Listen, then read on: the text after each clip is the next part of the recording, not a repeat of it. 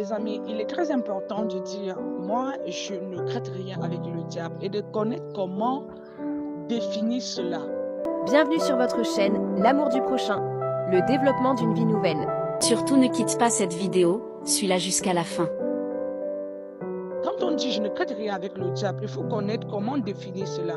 Analyser cela. La majorité du temps, le diable aussi n'aime pas de mensonges parce que lui-même, il opère le mensonge. Quand lui, il vient avec son mensonge pour déposer cela dans votre vie, il aimerait que ce mensonge ne soit pas transformé en mensonge parce qu'il aime voler. C'est un bon voleur. Il aimerait que ce mensonge se transforme à la vérité de Dieu. Donc, le mensonge qui lui vient avec n'est pas son mensonge. C'est Dieu qui ment. Voilà. Donc, il faut faire tout pour analyser vos propos.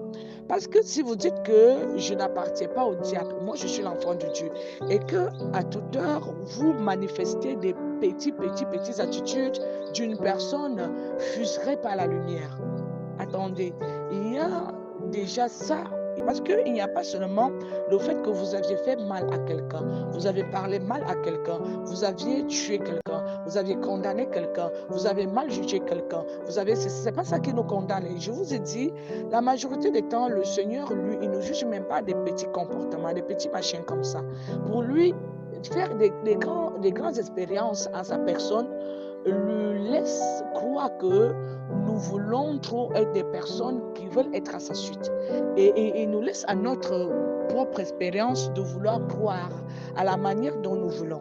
Lui, son essentiel ici, c'est que nous puissions comprendre à la fin de nos analyses et de nos expériences qu'il n'est pas là pour les longs discours.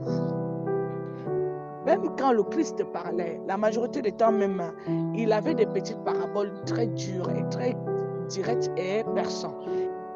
N'hésitez pas de nous suivre chaque jour pour plus de conseils pratiques qui vous aideront à coup sûr au quotidien. Merci. Il ne prenait pas la peine de faire les discours trop longs pour impressionner les gens. Lui n'est pas là pour perdre le temps sur des choses, des expériences très longtemps. Il est là pour dire sa chose, il passe. Il est là pour lui faire sa chose et il passe. Même la création, nous aujourd'hui, pour mettre en place une structure ou une société, nous prenons tellement de temps. Ça peut nous prendre 15 ans, 20 ans. Mais le Seigneur, le Créateur, lui, il a créé le monde à un jour. Le 7e jour, lui, c'est lui reposer. Il a fini tout. Il s'est reposé. Donc, il a laissé le temps, ses expériences, pour qu'il puisse voir comment l'herbe va se lever, les analyses, comment il faut planter une graine et tout. Non, c'est pas lui. Et le reste, pour que nous puissions mieux comprendre, il a laissé l'homme de pouvoir développer cela. Il a dit qu'il ne connaissait pas. Bon, maintenant, quand vous voyez que quelque chose est déjà dur, très dur, mais appelez le Créateur, lui qui est le Créateur de toutes choses, pour qu'il vienne comprendre pourquoi. On dit Dieu est le Dieu du monde visible et le monde invisible. Donc, il n'y a rien qui échappe au Seigneur. Même l'obscurité, je crois bien, c'est Dieu qui l'a créé. Pas que je crois, c'est Dieu qui a créé. Il a séparé toutes ces choses-là. Le ciel, et il a séparé la lumière et la nuit. Il a permis que le jour soit et que la nuit soit. Donc, je crois, c'est ce que la Genèse nous dit.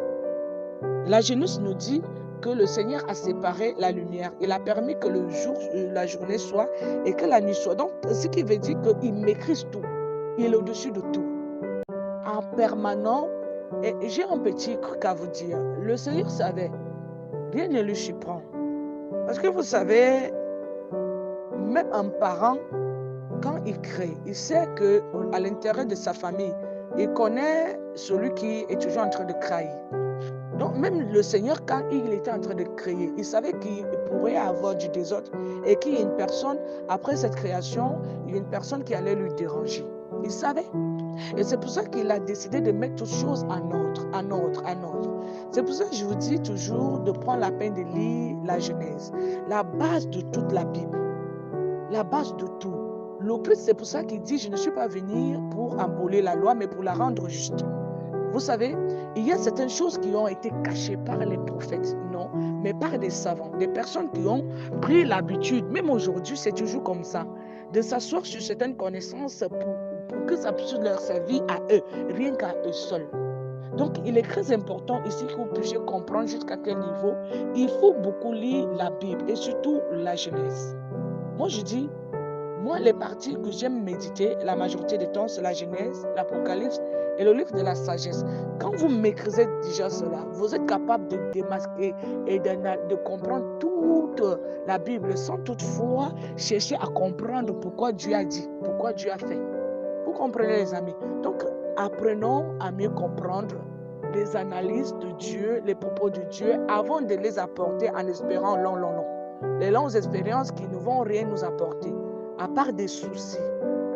Le temps que nous prenons pour avoir des longues analyses pour qu'après la conclusion soit rien, néant. Bon, pourquoi donc mettre tout ça en jeu? On ne tente pas le Seigneur, les amis. On ne tente pas le Dieu du ciel et de la terre. De nous suivre chaque jour dans notre chaîne L'amour du prochain, le développement d'une vie nouvelle, pour mieux développer votre vie et votre conscience, pour mieux avancer dans vos entreprises et aussi dans le christianisme. N'hésitez pas de liker, de partager et surtout de laisser un commentaire. Et abonnez-vous.